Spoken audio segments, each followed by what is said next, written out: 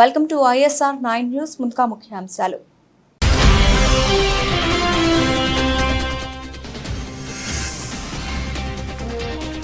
అభివృద్ధి చెందాలన్నా పేదరిక నిర్మూలన జరగాలన్నా కాంగ్రెస్ పార్టీకి ఓటు వేయండి. ఎన్నికల సన్నాహక సమావేశంలో మంత్రి సీతక్క విజ్ఞప్తి.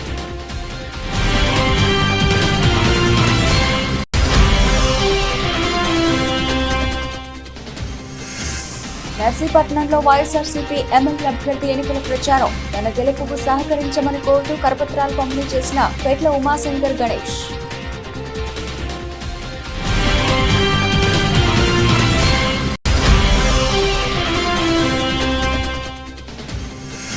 చేవెళ్ల నియోజకవర్గంలో ప్రచారాన్ని నిర్వహించిన బీజేపీ అభ్యర్థి. ప్రజలందరి ఆశీర్వాదం సంపూర్ణంగా లభిస్తుందన్న కొండ విశ్వేశ్వరరెడ్డి.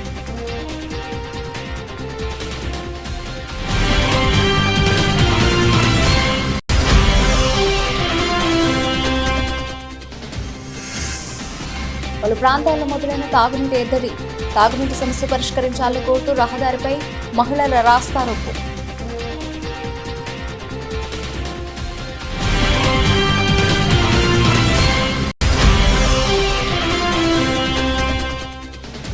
కోర్టులో కవిత 5 రోజుల కస్టడీ కోరిన సిబిఐ. లిక్కర్ పాలసీ కేసులో కవితదే కీలక పాత్ర అన్న సిబిఐ అధికారులు.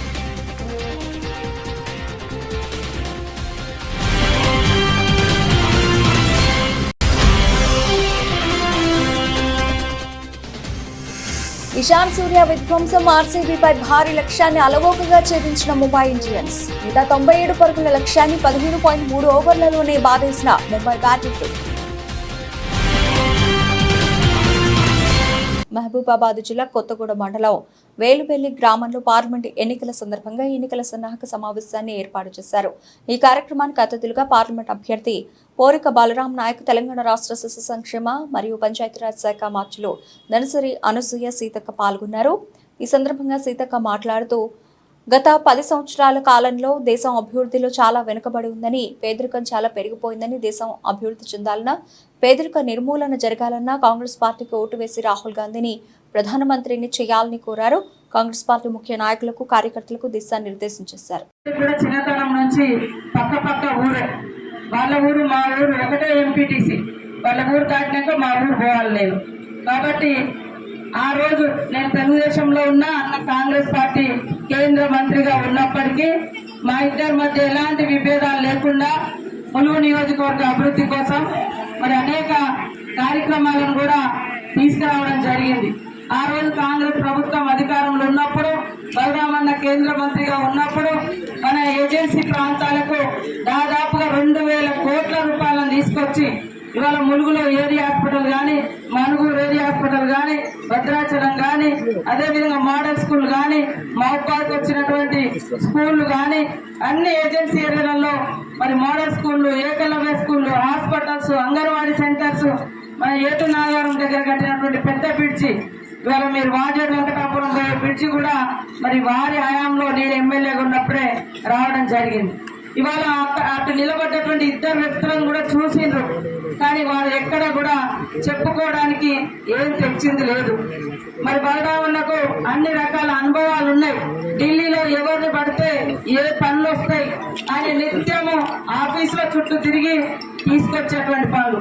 అంతెందుకు ఇలా మల్లంపల్లి నుంచి వయ నర్సంపేట నుంచి మహబాద్ రోడ్డు 110 కోట్లు దాదాపు అప్పుడు తీసుకొచ్చు. ఇప్పటిదాకా ఇంటో గూడూరు కాడ మూలుగుతూనే ఉన్నది ఆ రోడ్డు. ఆయన తీసుకొచ్చింది ఆ రోడ్డు. కాబట్టి ఇల్లందు ఇటు పోయే రోడ్డు కూడా, అదే విధంగా ములుగు నుంచి ఎటు నాగరం దాకా డబల్ రోడ్డు 4 లైన్స్ వే కూడా మరి ఫారెస్ట్ క్లియరెన్స్ తీసుకొచ్చింది కూడా వారే. కాబట్టి కాకినాడ జిల్లా జగ్గంపేట మండలం రామవరం గ్రామంలో వైఎస్ఆర్ కాంగ్రెస్ మండల పార్టీ అధ్యక్షులు రావుల గణేష్ రాజా, దొడ్డ రామకృష్ణ, దొడ్డ సూరిబాబు, గుర్రం మహాలక్ష్మి వీరి ఆధ్వర్యంలో సుమారు 50 కుటుంబాలు టీడీపీ, జనసేన నుంచి ఈరోజు వైఎస్ఆర్ కాంగ్రెస్ పార్టీలోకి జాయిన్ అవ్వడం జరిగింది. పెద్దిరెడ్డి రాజు, సోడసాని వెంకటబాబు, దొడ్డ విష్ణు, అడప శంకరయ్య, పెందుర్తి సురేష్, కానూరి వీరనాగేశ్వరరావు వారికి కండువాలు కప్పి మాజీ మంత్రి, మాజీ పార్లమెంట్ సభ్యులు, జగ్గంపేట నియోజకవర్గం వైఎస్ఆర్ కాంగ్రెస్ పార్టీ అభ్యర్థి తోట నరసింహం వీరికి కండువాలు కప్పి వైసీపీ పార్టీలోకి సాదరంగా ఆహ్వానించడం జరిగింది. ఈ కార్యక్రమంలో వైసీపీ నాయకులు, కార్యకర్తలు పాల్గొన్నారు. మరి జగ్గంపేట నియోజకవర్గంలో జగ్గంపేట మండలానికి సంబంధించినటువంటి రామవరం గ్రామం నుంచి సుమారు దాదాపు 100 మంది పైగా వైఎస్ఆర్ కాంగ్రెస్ పార్టీలోకి మరి తెలుగుదేశం పార్టీ జనసేనకు సంబంధించినటువంటి నాయకులు యువకులు అందరూ కూడా మా అందరి సమక్షంలో ఆ గ్రామానికి సంబంధించినటువంటి మరి ముఖ్యంగా మండల అధ్యక్షులు సోదరు శ్రీ రావల్ గణేష్ అజయ్ గారు, అలాగే మాజీ ఎంపీటీ సభ్యులు శ్రీ గుర్రం మహాలక్ష్మి అప్పు గారు, అలాగే ఇతర మరి ఎక్స్ ఎంపీటీసీ అయినటువంటి గోరయ్య, ఇలాగ ఇతర పెద్దలందరూ కూడా వారి సమక్షంలో వీరందరూ కూడా వైఎస్ఆర్ కాంగ్రెస్ పార్టీలోకి ఈరోజు గ్రామంలో జరగడం జరిగింది. మా గ్రామం జరిగింది, మా వ్యవహారం వీళ్ళందరినీ కూడా వైఎస్ఆర్ కాంగ్రెస్ పార్టీలోకి సాధారణంగా ఆహ్వానించి కండువాలేయడం కూడా జరిగింది. అలాగే గత 3-4 రోజులు కూడా ప్రతిరోజు కూడా రామవరం గ్రామం నుంచి అనేక మంది వచ్చి వైఎస్ఆర్ కాంగ్రెస్ పార్టీలోకి జాయిన్ అవ్వడం జరుగుతుంది. వీరందరికీ కూడా మేము సాధారణంగా ఆహ్వానిస్తూ తప్పనిసరిగా వారికి తగిన గుర్తింపు ఇవ్వడం, పార్టీ ద్వారా ఏ కార్యక్రమం జరిగినా సరే వారిని కూడా భాగస్వామ్యులు చేస్తామని కూడా తెలియజేసుకుంటూ మరి ఈరోజు వైఎస్ జగన్మోహన్ రెడ్డి గారు చేసే సంక్షేమ కార్యక్రమాల పట్ల వారు ఆకర్షితులై ఇంకేదంటే మేమందరం కూడా మరి జగన్మోహన్ రెడ్డి ఇస్తున్న లబ్ధిని పొందినటువంటి కుటుంబాలు మేము. అటువంటి నేపథ్యంలో ఆయనకి ఈ సందర్భంగా మేము ఉపయోగపడాలి, అలాగే జగ్గంపేట ఎమ్మెల్యేగా పోటీ చేస్తున్నటువంటి నాకు సహాయ సహకారాలు అందించాలని, అలాగే పార్లమెంట్ అభ్యర్థిగా పోటీ చేస్తున్న శ్రీ సల్మన్శెట్టి సునీల్ గారికి కూడా సహాయ సహకారాలు అందించాలనే ఉద్దేశంతో మీరందరూ కూడా మరి వైఎస్ఆర్ చేవెళ్ల పార్లమెంట్ బీజేపీ అభ్యర్థి కొండా విశ్వేశ్వరరెడ్డి తను చేపట్టిన ప్రజా ఆశీర్వాద సభలో భాగంగా ఈరోజు చేవెళ్ల నియోజకవర్గంలో ప్రచారాన్ని నిర్వహించారు. ఈ నేపథ్యంలో ఆయన మీడియాతో మాట్లాడుతూ ఈ ప్రజా ఆశీర్వాద సభలో ప్రజల యొక్క సంపూర్ణ మద్దతు తమకు పూర్తిగా లభిస్తుందని, తమ గ్రాఫ్ పెరిగిందని, తప్పకుండా ఈసారి 4 లక్షల మెజారిటీతో బీజేపీ పార్టీ గెలుస్తుందని ధీమా వ్యక్తం చేశారు. ఈ ఆశీర్వాద సభ అనంతరం 20వ తేదీ తర్వాత నామినేషన్ వేసే ఆలోచన ఉందని ఈ సందర్భంగా ఆయన తెలిపారు. ఇప్పుడు ఎలక్షన్ నిర్వహించిన బీజేపీకి సంపూర్ణ మెజారిటీ లభిస్తుందని ఆయన ధీమా వ్యక్తం చేశారు. ఎందుకంటే ఇప్పుడు ఎండాకాలం వచ్చింది, కరెంట్ కోతలు మొదలైనవి, తాగునీరు లేదు. పక్క గ్రామం చిత్రపల్లిలా తాగునీరు లేవు. అది కూడా ట్యాంకర్ ద్వారా. మేము అనుకున్నాము ఓన్లీ కేవలం సిటీలనే ట్యాంకర్ కల్చర్ వచ్చిందంటే గ్రామీణ ప్రాంతాలు కూడా ట్యాంకర్ కల్చర్ మొదలైంది. ఊహించుకుంది ఏదో పెన్షన్లు పెరుగుతాయని 4,000, నిరుద్యోగ వృత్తి వస్తాయని 4,000, మహిళలకు 2,500 వస్తాయని, కౌలు రైతులకు కూడా రైతు బంధు వస్తుంది, ఉన్న రైతు బంధును 15,000 చేస్తాము, 2 లక్షల రుణమాఫీ, ఏవి కనబడతలేదు. ప్రజల ఇంత తొందరగా నమ్మకం పోయింది కొత్త ప్రభుత్వం కాంగ్రెస్ ప్రభుత్వం మీద. కనీసము ఆ ప్రభుత్వం మీద నమ్మకం పోతందుకు 5-6 ఏళ్ళు పట్టింది, కానీ ఈ ప్రభుత్వంలో 5-6 నెలలనే ఈ ప్రభుత్వం మీద నమ్మకం పోయింది. రైతులకు ఇదే కాక మొన్న రాహుల్ గాంధీ వాళ్ళు వచ్చి 5 గ్యారెంటీలు 6 గ్యారెంటీల మీద ఇప్పుడు 25 గ్యారెంటీలు. ఆ 5 గ్యారెంటీలు 6 గ్యారెంటీలే ఆ చేయి గుర్తుని చూపెడితే అది చెంపదెబ్బ గుర్తు అనుకుంటున్నారు, తోబా అనుకుంటున్నారు. ఇవాళ మన ముస్లిం మిత్రులది ఇఫ్తార్ ఇక్కడ కూడా పోయినాం. వాళ్ళు కూడా అంటుండ్రు మేము కూడా ఎంతో అనుకొని కాంగ్రెస్కి ఇష్టము, ఆ పాత అయినే మంచిది, ఇఫ్తార్ తోఫాలను ఇచ్చిండ్రు, బట్టలను ఇచ్చిండ్రు, వీళ్ళు కేవలం మనం ముస్లిమ్స్ అని ఓట్ బ్యాంక్ గాటి వాడుకుంటున్నారు అని వాళ్ళు కూడా అంటున్నారు. ఇక్కడ ఉన్న రైతులైతే 25 ఈ నెల 18న సార్వత్రిక ఎన్నికల నోటిఫికేషన్ విడుదల చేస్తామని చిత్తూరు జిల్లా ఎన్నికల అధికారి కలెక్టర్ షణ్మోహన్ తెలిపారు. శుక్రవారం ఉదయం 10 గంటలకు జిల్లా కలెక్టర్ కార్యాలయంలో మీడియా ప్రతినిధులతో విలేకరుల సమావేశం ఏర్పాటు చేశారు. ఈ సందర్భంగా ఆయన మాట్లాడుతూ ప్రజాస్వామ్యంలో ఓటు హక్కు ఉన్న ప్రతి ఒక్కరూ పోలింగ్ కేంద్రాలకు వచ్చి ఓటు వేయాలని జిల్లా ఎన్నికల అధికారి షణ్మోహన్ కోరారు. సార్వత్రిక ఎన్నికల నిర్వహణకు అవసరమైన ఏర్పాట్లు పూర్తి చేసినట్లు చెప్పారు. ఎన్నికల నిర్వహణకు సహకరిస్తున్న అన్ని వర్గాలకు జిల్లా కలెక్టర్ కృతజ్ఞతలు తెలిపారు. సో ఇవాళ 12వ తారీఖు మనం సమావేశమైంది. ప్రెస్ మీట్ పెట్టడానికి ముఖ్య ఉద్దేశం నెక్స్ట్ ఈ టైంకి వచ్చే వారం మనకు ఎన్నికల నోటిఫికేషన్ రాబోతోంది. సో ఇప్పటి వరకు మనం చేసిన ప్రిపరేషన్ ఏంటి, తర్వాత 18వ తారీఖు ఎన్నికల నోటిఫికేషన్ వచ్చిన తర్వాత ఇమ్మీడియట్గా మనం జరపాల్సిన పనులు ఏంటి, తర్వాత దీనికి సంబంధించి మన వైపు ఉన్న సంసిద్ధత అండ్ ప్రజల వైపు నుంచి మనం కోరుతున్న కోఆపరేషన్. సో ఈ విషయాల గురించి ఒకసారి త్వరగా బ్రీఫ్ చేద్దామన్న ఉద్దేశంతో ఈరోజు ప్రెస్ మీట్ పెట్టడం జరిగింది. ఫస్ట్ థింగ్ 18th నోటిఫికేషన్ అన్నప్పుడు మనం 18th నుంచి నామినేషన్ స్వీకరించడం జరుగుతుంది 25వ తేదీ వరకు. 25వ తేదీ నోటిఫికేషన్ స్వీకరించిన తర్వాత 29 లోపు మనం స్క్రూటనైజ్ చేసి ఫైనల్ లిస్ట్ ఆఫ్ క్యాండిడేట్స్ని ఫైనలైజ్ చేయడం జరుగుతుంది. సో ఈ ప్రక్రియ జరిగే టైంలోనే మనకి అత్యంత ముఖ్యమైన పోస్టల్ బ్యాలెట్కి సంబంధించి ఎంప్లాయీస్ ఆల్మోస్ట్ ఒక 10-11 వేల చిల్లర ఎంప్లాయీస్, తర్వాత ఒక 23 వేల చిల్లర పీడబ్ల్యూడి అంటే ఫిజికల్లీ అంటే పర్సన్స్ విత్ డిజబిలిటీస్, దెన్ ఒక 6,500 చిల్లర 85+ అంటే 85 ఏళ్ళు ప్లస్ దాటిన వారికి ఇంటికి వెళ్ళి పోస్టల్ బ్యాలెట్ స్వీకరించే సదుపాయం ఉన్నందున లాస్ట్ టైం మీటింగ్లో మనం చెప్పినట్లు సో 20 నుంచి 23 తేదీల మధ్యలో నేను మళ్ళీ I give a press note also. ఆ తేదీల మధ్య ప్రతి ఇంటికి వెళ్ళి బూత్ లెవెల్ ఆఫీసర్స్ వాళ్ళకి ఇవ్వాల్సిన ఫామ్ 12D అనే ఒక ఫామ్ ఇచ్చి. కర్నూలులో వైఎస్ఆర్సీపీ ఎమ్మెల్యే అహ్మద్ అబ్దుల్ హఫీజ్ ఖాన్ మీడియాతో మాట్లాడుతూ బాబు రామోజీలది ఒకటే బడి, ఈనాడు రామోజీరావు నిజస్వరూపం ప్రతిరోజు తన పత్రిక ద్వారా తెలియజేస్తున్నారు. అందులో భాగంగా ఇవాళ తమ నాయకుడు వైఎస్ జగన్మోహన్ రెడ్డిపై వైఎస్ఆర్ కాంగ్రెస్ పార్టీపై విషం చిమ్మే ప్రయత్నంలో భాగంగా ఒక కథనం రాసుకుంటున్నారు. నారా చంద్రబాబు నాయుడు కూడా ఎన్నికలు రాగానే మైనార్టీలు గుర్తుకొచ్చి ప్రేమ ఒలకపోవడం చూస్తున్నాం.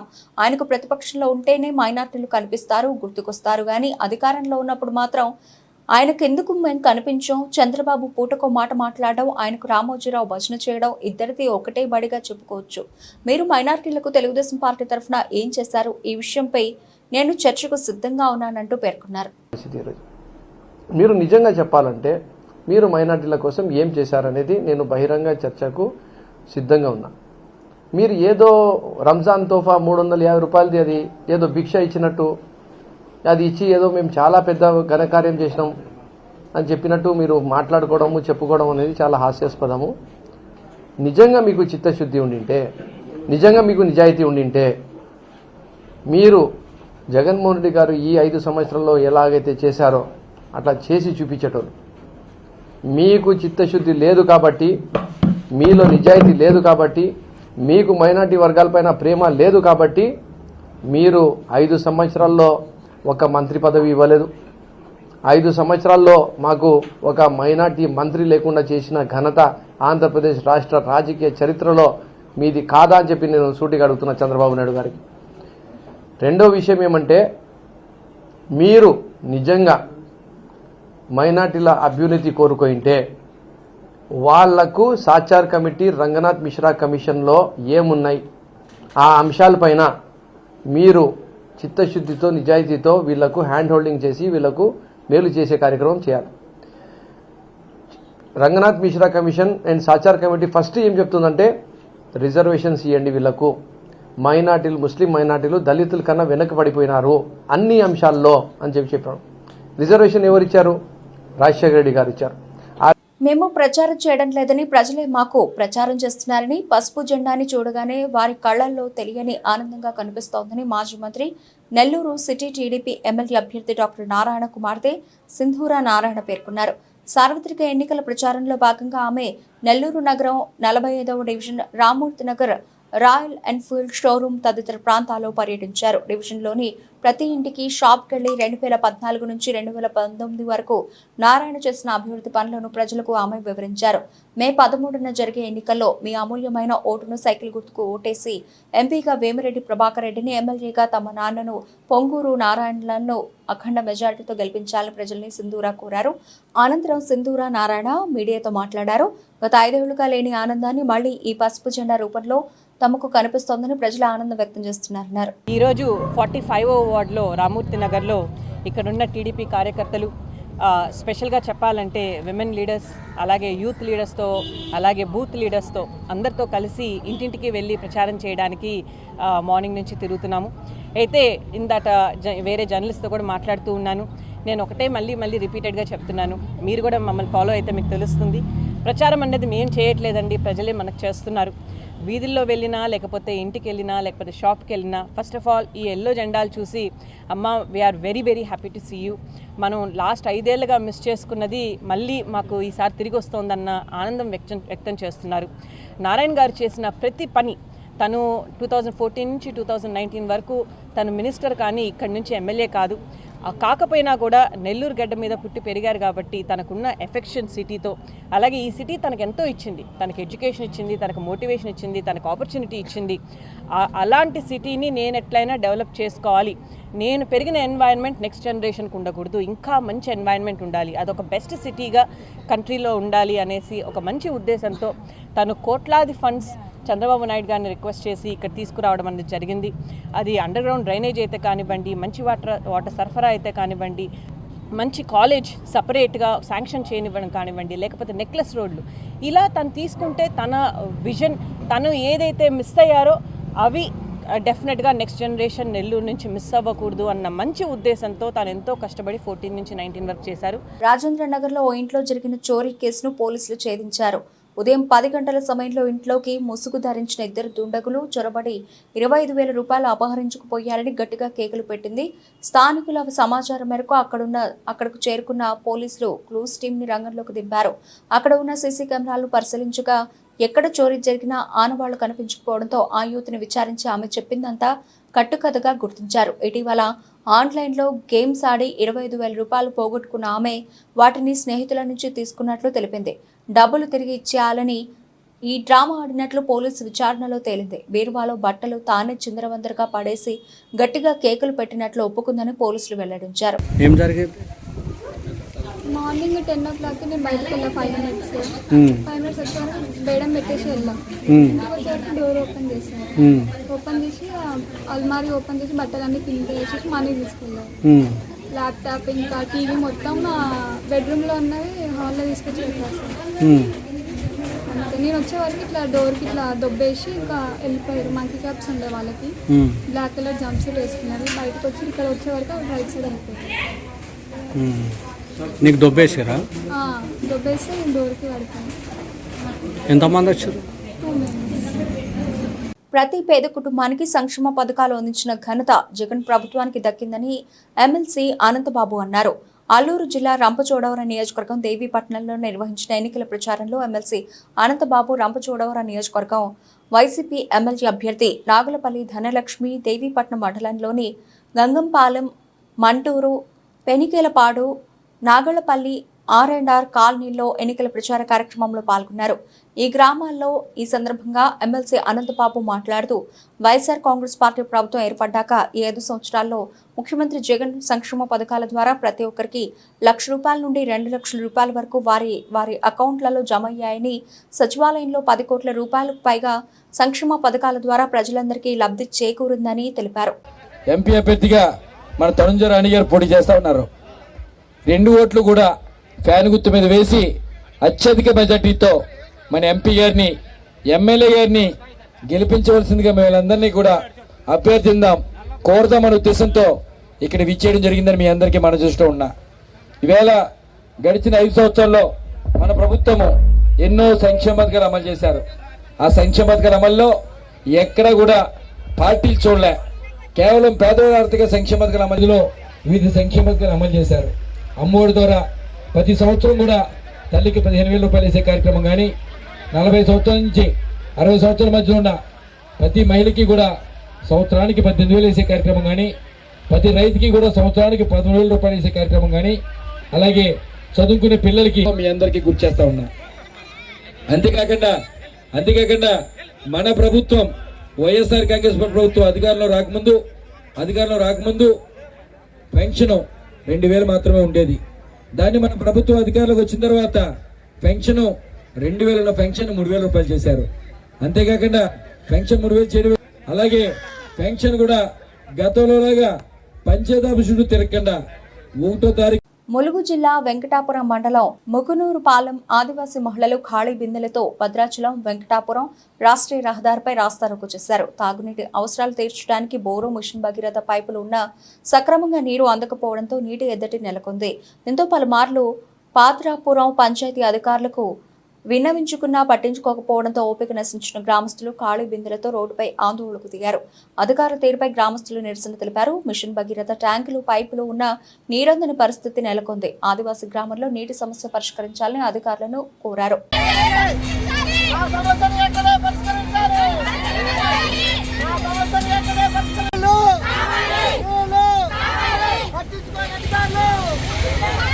ప్రతిపాడు మండలం పెద్దిపాలెంలో విద్యుత్ షార్ట్ సర్క్యూట్తో అగ్ని ప్రమాదంలో పూర్తిగా కాలిపోయిన ఇల్లు, బట్టలు, సామాగ్రి, నిత్యావసర వస్తువులు, వ్యవసాయ అవసరాలకు దాచుకున్న నగదు సర్వం కోల్పోయిన కలిసి ఆర్థిక సాయం చేసి బియ్యం, వస్త్రాలు పంపిణీ చేసిన వరపుల తమ్మారావు ఫౌండేషన్ సభ్యులు.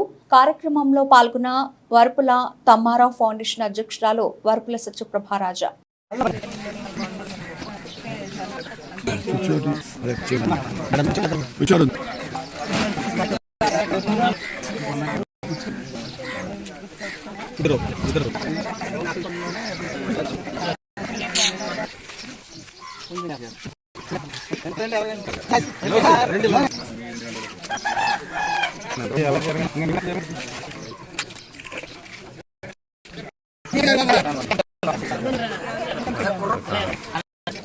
ఎచ్చర్ల నియోజకవర్గంలో 2019 సార్వత్రిక ఎన్నికల్లో జనసేన పార్టీ నుండి పోటీ చేసి 2024 వరకు జనసేన పార్టీని నమ్ముకుంటూ వారి కార్యకర్తలను ముందుండి నడిపించిన వ్యక్తి బడానా జనార్దన్. ఇతను ఎచ్చర్ల నియోజకవర్గంలో ఎన్నో సేవా కార్యక్రమాలు చేశారు. 4 మండలాల కార్యకర్తలతో కలిసిమెలిసి పనిచేశారు. ప్రస్తుతం జరగబోయే సార్వత్రిక ఎన్నికల్లో ఎచ్చర్ల నియోజకవర్గంలో కూటమి బీజేపీ ఎమ్మెల్యే అభ్యర్థి నడుకుదుటు ఈశ్వర్రావు, విజయనగరం పార్లమెంటు తెదేపా అభ్యర్థి కలిసెట్టి అప్పలనాయుడుతో కలిసి రాత్రి 10 గంటలకు ఆత్మీయ కలయిక సమావేశం ఎచ్చర్ల జనసేన పార్టీ ఇన్ఛార్జ్ మడానా జనార్దన్ భారీగా ఏర్పాటు చేశారు. ఈ కార్యక్రమంలో బీజేపీ ఎమ్మెల్యే అభ్యర్థి నడుకుదుటి ఈశ్వర్రావు మాట్లాడుతూ నియోజకవర్గంలో తాను ఎమ్మెల్యేగా పోటీ చేస్తున్నానని, కనుక ప్రతి ఒక్క ఓటు అతి ముఖ్యమైనది కనుక ప్రతి జన సైనికుడు కష్టపడి ఈ నియోజకవర్గంలో తన గెలుపుకు కృషి చేయాలని కోరారు. మీరు చేస్తున్న ప్రయాణంలో నేను కోరుకునేది ఒకటే, మీరు చేస్తున్న ఈ ప్రయాణంలో మీ ఫ్యామిలీస్ కూడా పట్టించుకోండి. తల్లిదండ్రుల కోసం కూడా ఒకసారి ఆలోచించండి. ఏది చేసినా తల్లిదండ్రుల కోసం కూడా ఒకసారి ఆలోచించే నిర్ణయం తీసుకోండి. వెళ్తున్న కోవలో అది పరిసరిగా ఒక అన్నగా అందరూ నాకు తమ్ముళ్ళే, ఒక అన్నగా నేను మీకు చెప్తున్నాను. మీకు ఈ నియోజకవర్గంలో ఒక ఎమ్మెల్యేగా అయినా కాదు, ఇంతకు ముందు కూడా నాకు చాలా మంది నా దగ్గరికి వస్తుంటారు, మాకేదో సహాయం కావాలని. ఒక దేవాలయం కడుతున్నామను, లేదా ఒక లైబ్రరీ కట్టామను, లేదా ఇంకోటి చేసామనో ఏదో ఒక కంట్రిబ్యూషన్ అని చెప్పి వస్తుంటారు. కానీ నేను 12 సంవత్సరాల నుంచి ఇక్కడ ఉన్నాను. ఢిల్లీ నుంచి వచ్చినాక ఈ 12 సంవత్సరాల్లో ఎంతో మంది జన సైనికులను చూశాను, మాట్లాడాను, ఆ భావాలు తెలుసుకున్నాను. కానీ ఒక్క జన సైనికులకు కూడా నాకు ఇది కావాలన్నా అని అడిగిన రోజులు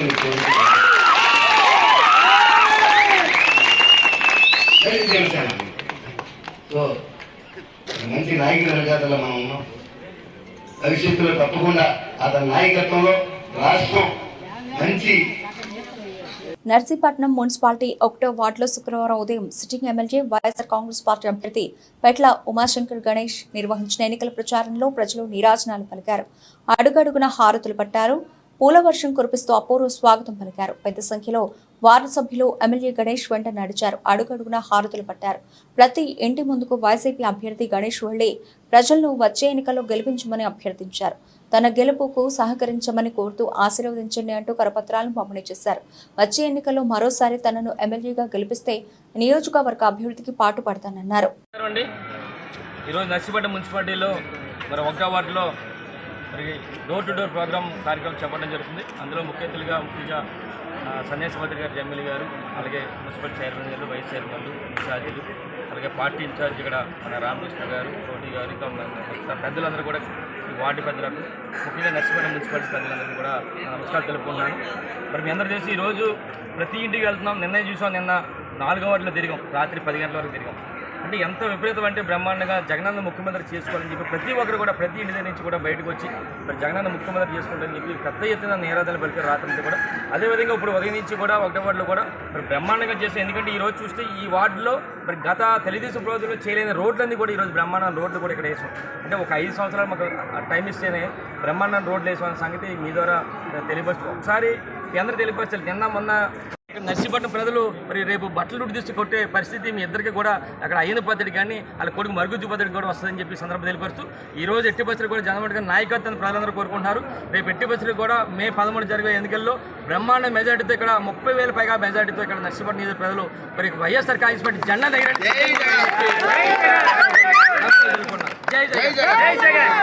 ఢిల్లీ లిక్కర్ పాలసీ కేసులో నిందితురాలుగా ఉన్న బీఆర్ఎస్ ఎమ్మెల్సీ కవితను రౌస్ అవెన్యూ కోర్టులో సిబిఐ అధికారులు హాజరుపరిచారు. కవితను 5 రోజుల పాటు తమ కస్టడీకి ఇవ్వాలని కోర్టును సిబిఐ అధికారులు కోరారు.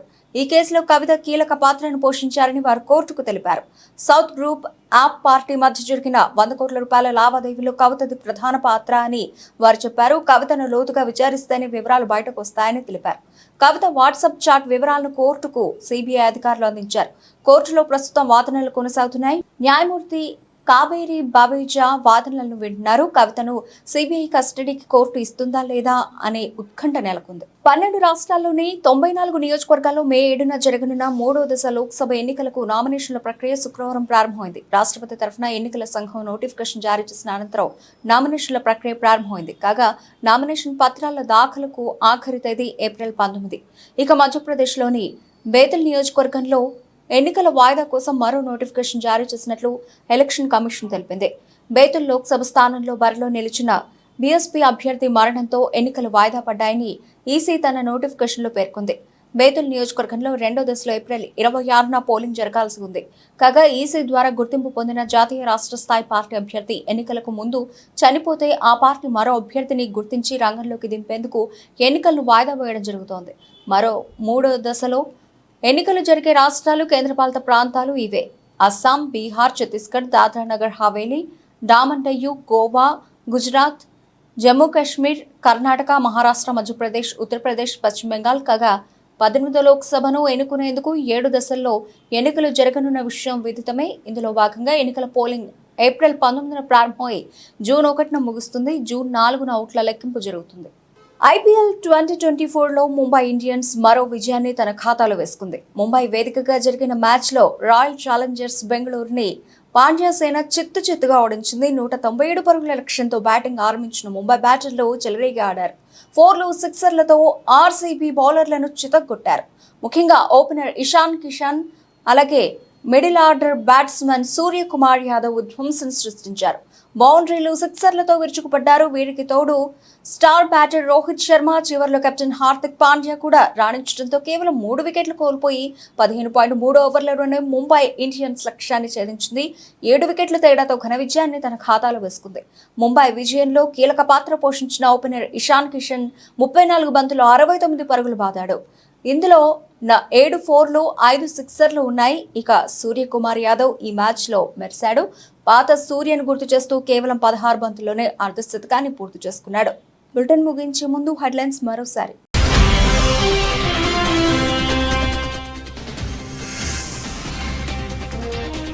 అభివృద్ధి చెందాలన్నా, పేదరిక నిర్మూలన జరగాలన్నా కాంగ్రెస్ పార్టీకి ఓటు వేయండి. ఎన్నికల సన్నాహక సమావేశంలో మంత్రి సీతక్క విజ్ఞప్తి.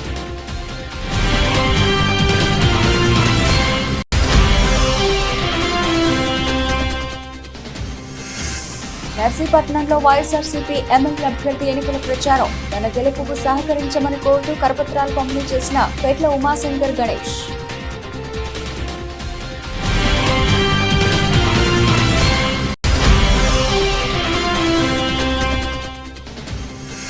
చేవెళ్ల నియోజకవర్గంలో ప్రచారాన్ని నిర్వహించిన బీజేపీ అభ్యర్థి. ప్రజలందరి ఆశీర్వాదం సంపూర్ణంగా లభిస్తుందన్న కొండ విశ్వేశ్వరరెడ్డి.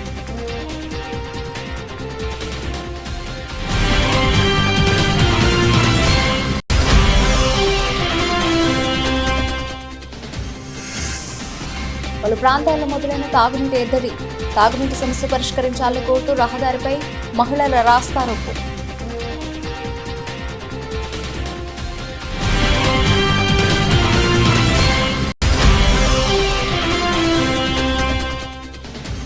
కోర్టులో కవిత 5 రోజుల కస్టడీ కోరిన సిబిఐ. లిక్కర్ పాలసీ కేసులో కవితదే కీలక పాత్ర అన్న సిబిఐ అధికారులు.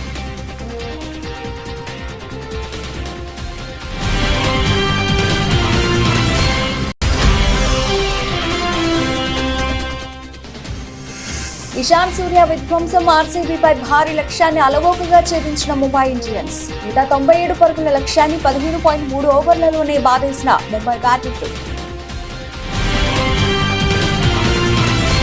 ఇవి ఇప్పుడు వరకు పిలిచిన అప్డేట్స్. మరిన్ని అప్డేట్స్తో మళ్ళీ కలుద్దాం. అంతవరకు సెలవు. నమస్తే.